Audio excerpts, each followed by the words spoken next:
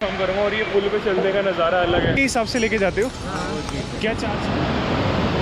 यहाँ पे पुलिस वालों ने एंट्री ही रोक दी है अंदर जाने के लिए। अब मेरे को ये कंफ्यूजन है कि अब मैंने पैदल यात्रा को छोड़ दी है, अब मैं हेलीकॉप्टर में से भी नहीं जा पा रहा हूँ। मेरे को समझ नहीं आ रहा कि क्या करूँ मैं। हेलीकॉप्टर जाने के चक्कर में अब रह ही गया। हर हर महादेव दोस्तों, अपनी यात्रा की शुरुआत हमने करी दिल्ली में कश्मीरी गेट मेट्रो स्टेशन से। कश्मीरी गेट मेट्रो स्टेशन से बाहर निकलने के बाद हम जा पहुंचे ISBT bus stand, Maharana Pratap ISBT। Maharana Pratap ISBT में हमने करीबन 10 बजे अपनी बस पकड़ी श्री हरिद्वार के लिए। दिल्ली से हरिद्वार जाने के लिए हम बस में बैठे। उस बस का किराया था 330 रुपया। करीबन 4 से 4.5 घंटे का सफ़र तय करने के बाद हम जा पहुंचे श्री हरिद्वार। हरिद्वार वो भी महादेव की नगरी। हमने सुबह सुबह वहाँ पे स्नान का लाभ उठाया और पवित्र गंगा जी के दर्शन करे और अपनी यात्रा आरंभ करने के लिए हम वापस जा पहुंचे बस स्टैंड। बस स्टैंड में हमारे को यहीं से बसें मिलनी थी श्री केदारनाथ के लिए। बस स्टैंड के अपोजिट में ही यहाँ पे बसें खड़ी होती हैं श्री सोनप्रयाग जाने के लिए या गौरीकुंड जाने के लिए। हम उनमें से एक बस पे बैठ गए करीबन 4 बजे। 4 बजे के बाद हम जब बस चल पड़ी हमारी, 2 घंटे के बाद हम जा पहुंचे एक ढाबे के पास जहाँ पे हमने ब्रेकफास्ट वगैरह करा। इस बस का किराया हमारे को पड़ा 550 रुपया सोनप्रयाग तक का।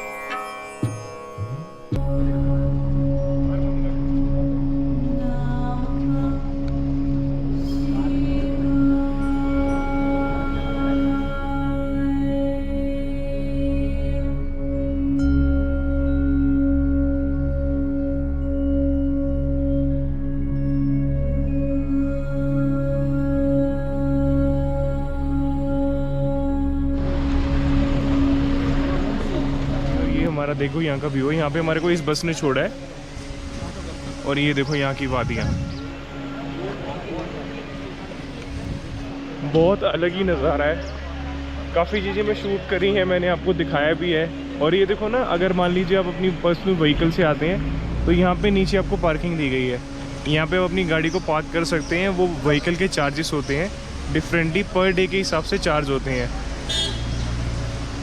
और मेरे को जितना आइडिया है 100 रुपीज़ होते हैं 4 व्हीलर के, 50 रुपीज़ होते हैं जो 2 व्हीलर के चार्ज होते हैं यहाँ पे। ये पाजी हैं थोड़े से हमारे प्यारे पहुँच गए, क्योंकि इनको थोड़ा सा हो गया था रास्ते में, चक्कर आ जाते हैं ना जैसे पहाड़ियों में घूमने से। बट हम पहुँच गए बढ़िया से। अब हम आगे थोड़ा सर्च करते हैं होटल, आपको डिटेल्स बताता रहूँगा, मैं अपडेट देता रहूँगा। जो बस ने हमें वहाँ पर उतारा था वो सोनप्रयाग नहीं था, सीतापुर में बस उतारती है। अब यहाँ से हमारे को ये एरिया में जाना है आगे पैदल। यहाँ से करीबन 1 किलोमीटर हमारा सोनप्रयाग पड़ जाएगा। 1 किलोमीटर थोड़ा पैदल जाना है। उसके बाद वहाँ पे हम जाके सर्च करेंगे रूम।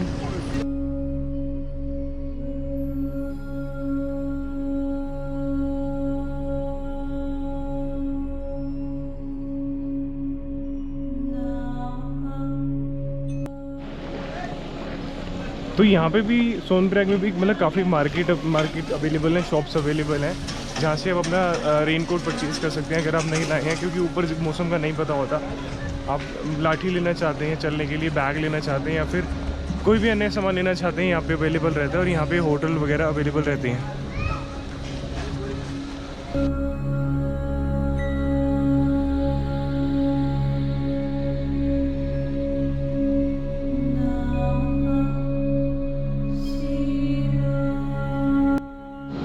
ये कुछ महत्वपूर्ण जानकारी दी गई है श्री केदारनाथ यात्रा 2022 के लिए जिला प्रशासन द्वारा, कि अगर आपको कोई भी इमरजेंसी होती है तो आप 108 पे कॉल कर सकते हैं। ये गौरीकुंड के लिए टैक्सी कहाँ से मिलेगी? वहाँ से मिलती है। वैसे जो ये नज़ारा है, दिस इज़ ऑसम। और मुझे लगता है कि ये बहुत ज़्यादा बेस्ट है। यहाँ पे देखो इतनी प्यारी नदी, अलकनंदा है मेरे हिसाब से ये नदी, बाकी मैं कंफर्म करूँगा। और ये पुल पे चलने का नज़ारा अलग है। भैया गौरीकुंड के लिए यहीं से जाती है? क्या चार्ज होता है? 50 रुपये चार्ज होता है। मतलब लगातार चलती रहती है यहाँ से टैक्सी हर कुछ सेकंड में? 24 घंटे। कोई लास्ट टाइमिंग नहीं यहाँ से जाने के लिए? पूरे 24 घंटे बता। 24 घंटे चलती रहेगी। अच्छा, वापसी में भी ऐसा ही है वहाँ से आओ तो? अच्छा, गौरीकुंड में होटल वगैरह अवेलेबल है? व्यवस्था है, फुल व्यवस्था है ना? वहाँ देखिए आपको अंधेरा दिख रहा होगा, यहाँ पे मैं खड़ा हूँ, यहाँ धूप है।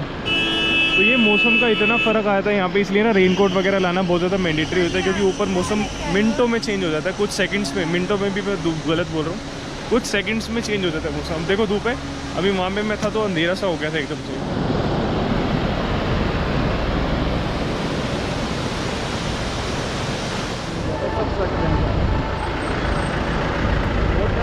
गौरीकुंड तक हम आ चुके हैं, यहाँ पे हमारे को टैक्सी ने छोड़ा। इस तरीके से यहाँ पे क्या होता है कि जाम लग जाता है, तो इसलिए हम यहाँ पे उतर चुके हैं। करीबन आधा पौना किलोमीटर दूर है हमारा जो पैदल का ट्रैक है, वहाँ से स्टार्ट हो जाएगा। वो सामने बोर्ड है, अगर आपको ग्रीन ग्रीन हल्का सा दिख रहा है, जो भी तक हेल्दी खाना दिख रहा है, मौसमी जूस, फ्रूट, ताकि अगर ट्रैक कर रहे हैं पैदल का तो अपनी एनर्जी बनी रहे। आप वैसे ऊपर तक लेके जाते हो, वेट के हिसाब से लेके जाते हो? क्या चार्ज क्या होता है? जैसे मान लो मेरे जैसा बंदा होगा तो क्या चार्ज लगेगा?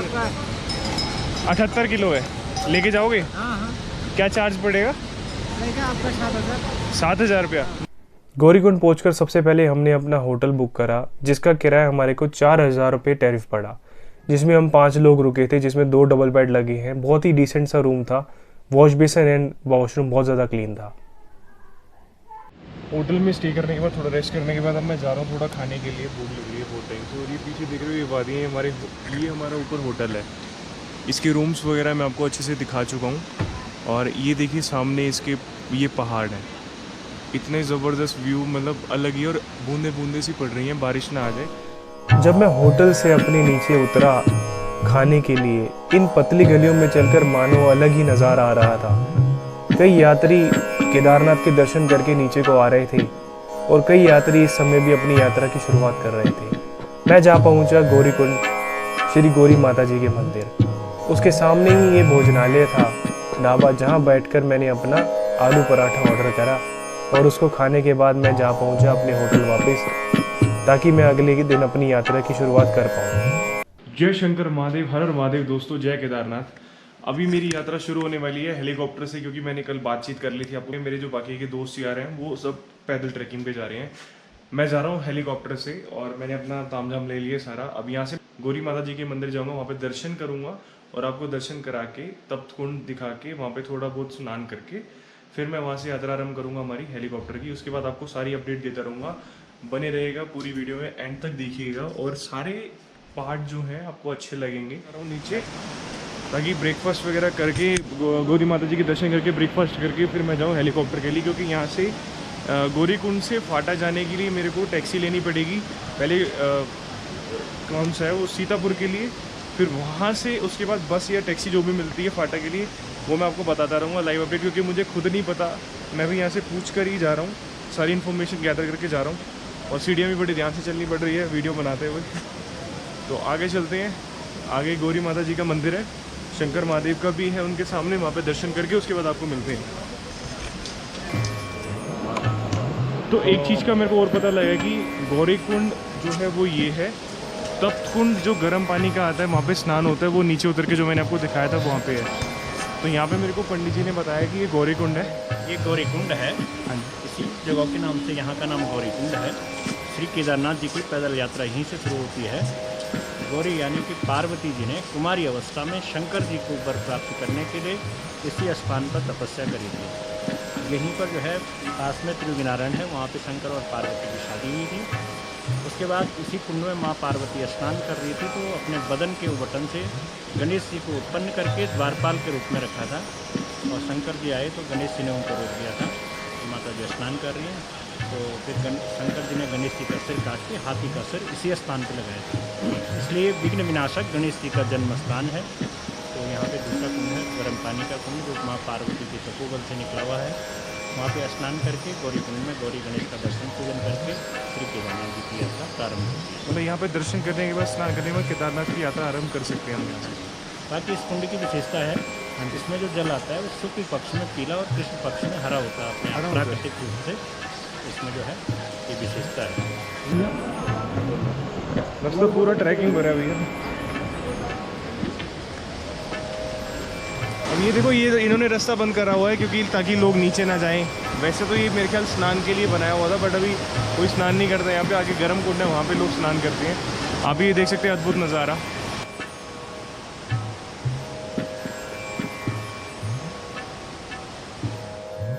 श्री गौरी माता और शंकर महादेव के दर्शन करने के बाद मैं जा पहुंचा तप्त कुंड, जहाँ पे लोग सुबह सुबह स्नान का लाभ उठाते हैं। अब मैं गर्म कुंड से निकल चुका हूँ हेलीकॉप्टर की तरफ अपने। मैं पहले नाश्ता करूँगा। फाइनली मेरा आलू को पराठा जो आ चुका है, काफ़ी बड़ा साइज़ है इसका। अचार दिया साथ में, ये हमारी चाय।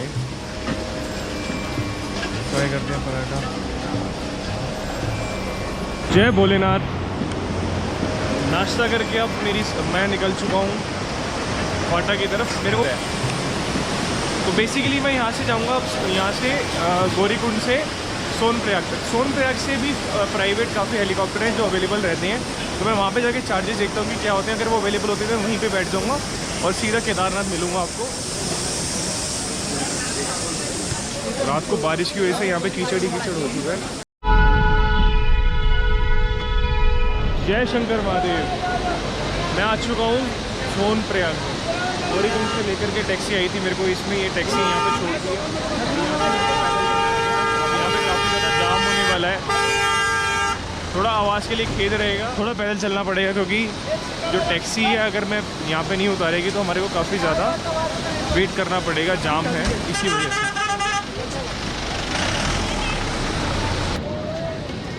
लाइन कलर लाइन पैदल लाइन पैदल अरे कोई नहीं है मना करो।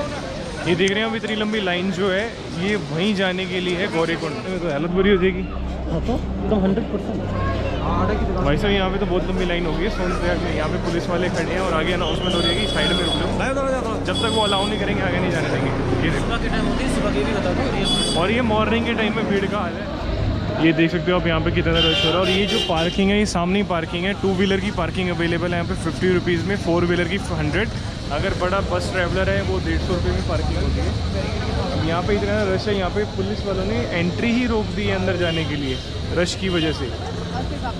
अब यहाँ पे देख रहा हूँ, यहाँ पे प्राइवेट सर्विस है सोनप्रयाग में। अब यहाँ देख सकते हैं कितनी देर से मैं आपको दिखा रहा हूँ लाइन, और लाइन ख़त्म ही नहीं हो रही है। अगर मान लो इनकेस मुझे चौपर नहीं मिला तो मैं क्या कर सकता हूँ, वापसी भी नहीं आ पाऊँगा इसमें तो, क्योंकि यहाँ तो बहुत ज़्यादा भीड़ है। वहाँ पे इतनी लंबी लाइन थी, लेकिन ऑप्शो मिल जाएगा।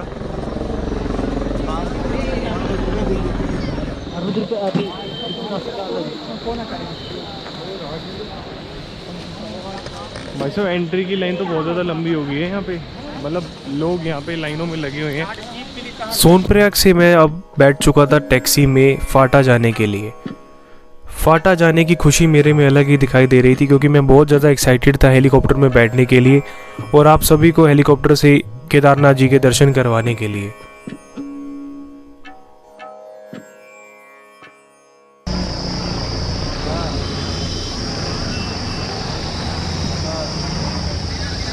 तो अभी कुछ ऐसा सीन हुआ है कि यहाँ पे लोग परसों से लगे हुए हैं लाइनों में, यानी कि नंबर ले रखे हैं लोगों ने परसों से।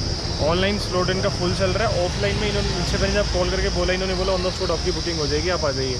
अब मैं यहाँ पे आया हूँ तो यहाँ पे कोई बंदोबस्त नहीं है। गेट जहाँ पे टिकट वगैरह मिलती है वो गेट बंद कर देते, कहते टोकन देते हैं। टोकन में परसों की जैसे कई लोगों ने परसों लिया था तो आज उनका नंबर आया, वो भी कंफर्म नहीं है कि किस हेलीकॉप्टर में बैठाएंगे क्या, कि मतलब इतनी वर्क सर्विस या फिर ये ज़्यादा यात्री के कारण है, मेरे को समझ नहीं आ रहा। अब मेरे को ये कन्फ्यूज़न है कि अब मैंने पैदल यात्रा को छोड़ दी है, अब मैं हेलीकॉप्टर में से भी नहीं जा पा रहा हूँ। मेरे को समझ नहीं आ रहा कि क्या करूँ मैं। अब मैं वापस भी नहीं जा सकता, क्योंकि वहाँ पे जो आपने देखा था, मैंने आपको भीड़ दिखाई थी, वो कम से कम भी 2-2.5 किलोमीटर की लाइन है। अब क्या कर सकते हैं, मेरे को समझ नहीं आ रहा। यहाँ से प्राइवेट हेलीकॉप्टर अगर बुकिंग होती है क्या होता है, थोड़ा सा सर्च करता हूँ। मैं भी खुद परेशान हूँ यहाँ पे अब, क्योंकि इतना बैग लेके चलना भी बहुत ज़्यादा पॉसिबल नहीं है। और इतने क्या ही बोलूँ यार, ये तो मतलब मजाक ही हो गया। इससे बड़ी तो ये था कि पैदल चले जाते, अब मैं हेलीकॉप्टर जाने के चक्कर में अब रह ही गया। देखो अगर भगवान भोलेनाथ चाहेंगे तो कुछ ना कुछ रास्ता निकलेगा, वरना अब क्या कर सकते हैं। कोशिश कर रहा हूँ मैं यहाँ पे आसपास अगर कोई प्राइवेट हेलीकॉप्टर मिलता है, बाकी अपडेट देता रहूँगा आपको।